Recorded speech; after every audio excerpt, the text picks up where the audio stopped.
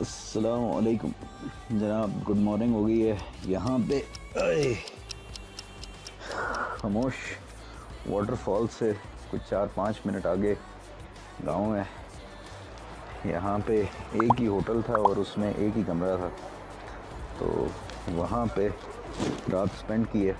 और ये सामने दरिया जा रहा है, अगर आप लोग देख सकें, माशाल्लाह फिरोज़ी रंग का।